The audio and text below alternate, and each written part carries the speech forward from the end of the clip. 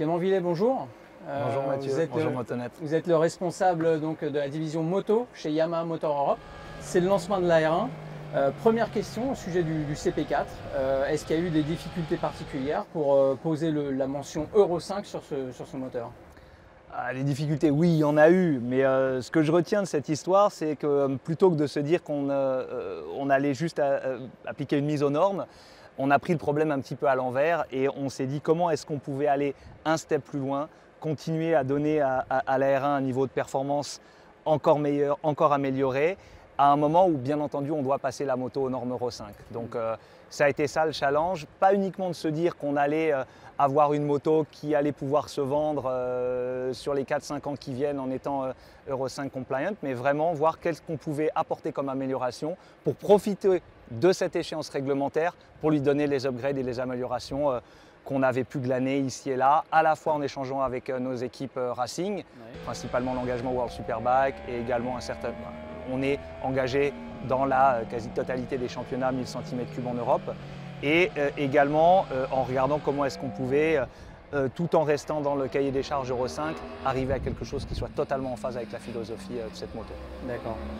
Vous venez de parler rapidement de l'engagement sportif de Yamaha, notamment avec la R1. Alors il y a plusieurs formules, hein. Il y a le World Superbike qui est tout en haut, il y a aussi l'endurance, le championnat du monde.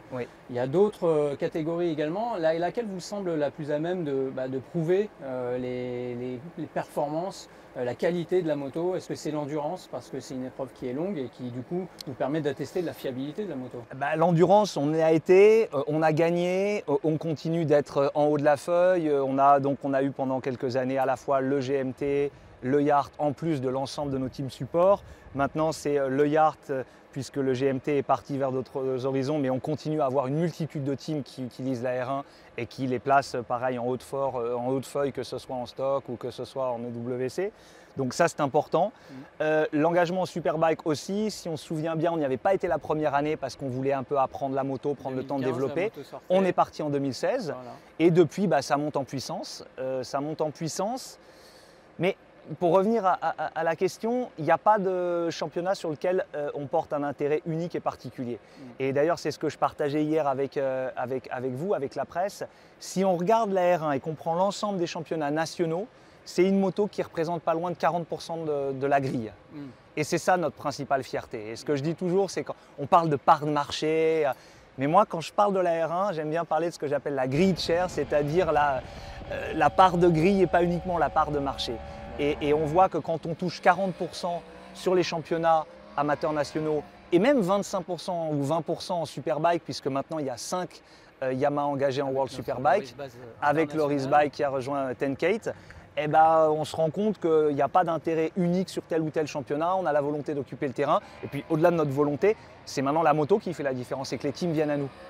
Au niveau sportif, donc il y a des contraintes à respecter, etc. Mais est-ce que vous avez des remontées de clients qui auraient souhaité une R1 un peu plus costaud, on va dire, parce qu'on sait que chez vos concurrents italiens notamment, avec des V4, pour pas les nommer, Panigale, RSV4, ils ont tendance à faire des plus gros moteurs pour atteindre des puissances désormais de 220 chevaux. Est-ce qu'il y a un intérêt pour vous Alors on parle de puissance, mais attention, à côté de la puissance, il y a aussi maintenant, en parlant de ses concurrents, un certain nombre d'acteurs qui vont au-delà de la cylindrée telle qu'elle est autorisée dans le cadre du règlement FIM et pour courir dans les championnats dans lesquels nous sommes.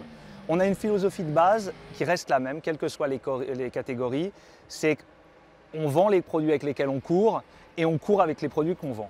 Donc ça, c'est notre philosophie et c'est pour ça qu'on y restait fidèle et qu'on n'a pas été au-delà. Et on pense surtout que la cohérence du package d'une R1 à 1000 cm3 est telle que normalement, on satisfait nos clients, mais pas uniquement nos clients, à la fois les compétiteurs, et que ça n'aurait donc pas de sens de dupliquer ou d'avoir 2-3 versions avec différentes cylindrées, sachant que ce qui fait aussi la crédibilité de cette moto, c'est sa capacité à gagner dans les championnats. Donc tout d'un coup, ce serait un peu tricher que de s'en éloigner en lui rajoutant de la cylindrée. C'est comme ça qu'on le perçoit. Techniquement, on sait que vous êtes inspiré beaucoup du MotoGP, notamment au niveau de la face, elle a été retravaillée. Pourquoi ne pas avoir choisi de mettre des ailettes, comme c'est la tendance vraiment actuellement? Alors on a regardé différentes choses, mais on a surtout, alors ailette, pas ailette, il y a une histoire de mode, pas mode, autorisé, pas autorisé. Bon. Et ce qui est sûr, c'est qu'il y a, pour ces motos, compte tenu de la vitesse de ces machines, leur niveau de performance, l'aérodynamisme joue un rôle majeur. Donc, même si on ne s'est pas orienté vers de vraies ailettes, on remarque facilement que la moto, elle a une espèce de multicouche qui lui donne cet effet, ce petit effet, presque comme une ailette en fait, si on le voit d'ailleurs quand on regarde la face avant, qui fait qu'en aéro, elle a été améliorée. Donc même si elle n'a pas le côté ostentatoire que peuvent avoir les ailettes, ça reste une moto qui, en termes d'aérodynamisme, revendique un gain de quand même plus de 5% par rapport à la précédente. Donc c'est pas neutre. Avec une bulle plus haute, et je pense qu'on s'en est rendu compte, moi je m'en suis en tous les cas rendu compte hier, un niveau de protection qui est même un petit peu au-dessus de ce qu'était la précédente. Je m'en suis rendu compte aussi. Il faut avouer que c'était un des points faibles, d'autant que pour 1m80, je ne suis pas très large d'épaule, mais c'est vrai que c'était un petit point faible qu'on avait noté sur le modèle 2015, et là c'est complètement gommé. Donc ça c'est une de nos fiertés, c'est 5% d'amélioration sur l'aérodynamisme, une bulle un peu plus haute, et à la fois le petit effet aéro, et il y a aussi une partie qui est faite par cette espèce de petit effet ailette, par les doubles panneaux qui font maintenant la caractéristique de cette nouvelle R1. Alors on reste sur la technique, on sait que la R125 a une distribution variable. Alors on sait que vos concurrents aussi sur certaines superbikes ont adopté ce dispositif. Pourquoi ne pas l'avoir adopté sur la R1? C'était pas nécessaire? C'est pas ça, c'est que l'architecture du moteur Crossplane tel qu'il est, qui reste le même depuis, qui n'a pas bougé depuis que cette R1 15 est arrivée, fait que c'est le meilleur paquet de performance agrément. Donc après avoir investigué différentes choses, on a préféré concentrer nos efforts sur un certain nombre d'améliorations, les injecteurs, la lubrification, les têtes de cylindre, qui font qu'on a amélioré le rendement et qui nous ont permis d'avoir un niveau de performance au top malgré Euro 5. C'est le choix technique qu'on a fait. D'accord. La R1M que vous avez lancée donc, en même temps que la R1 en 2015 reste au catalogue bien sûr. C'est la version luxueuse, full carbone, suspension électronique. Elle a même une plaque numérotée désormais.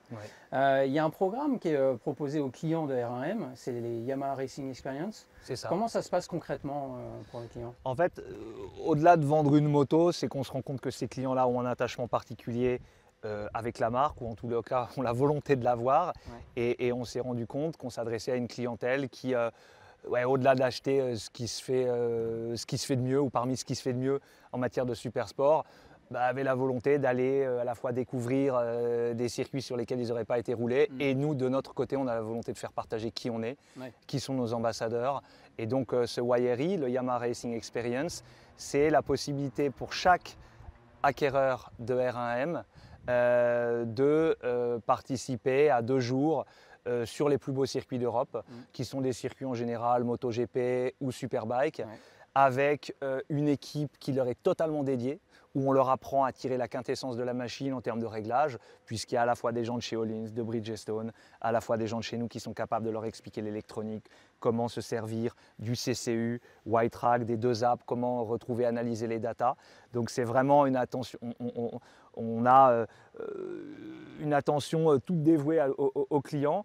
Et en plus de ça, cerise sur le gâteau, ça leur permet de faire un bon coup de moto avec nos pilotes, avec nos ambassadeurs. C'est bien beau de posséder un tel engin, mais encore faut-il pouvoir en profiter. Et c'est vrai que maintenant, Yamaha non seulement vend des produits, mais on vend aussi un service derrière, après-vente entre guillemets, pour pouvoir en profiter. En fait. Donc il y a à la fois le YRI, qui est la possibilité de Yamaha Racing Experience, qui est selon les années 2 ou 3 dates.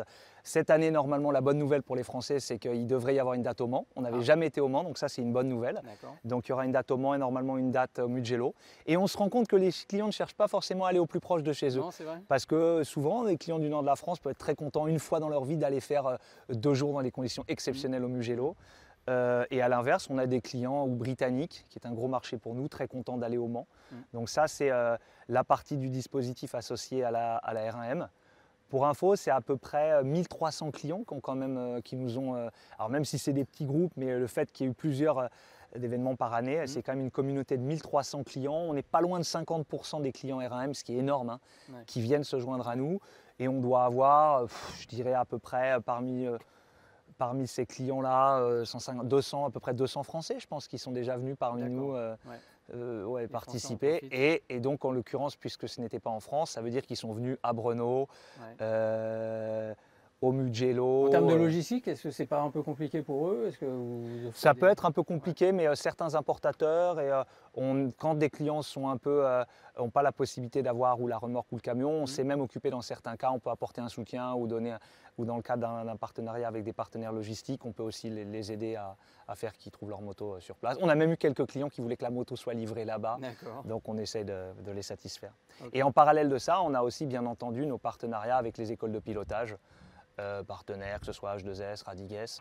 Et là, on s'adresse à l'ensemble de nos clients et puis aussi aux clients qui ne le sont pas encore et qui veulent louer ou se faire une idée de ce que donne une R1 sur la piste. Ouais. D'accord. Ok, parfait. Ben, on sait tout désormais. Merci beaucoup, Clément. Merci Mathieu, merci Motonette. À très vite.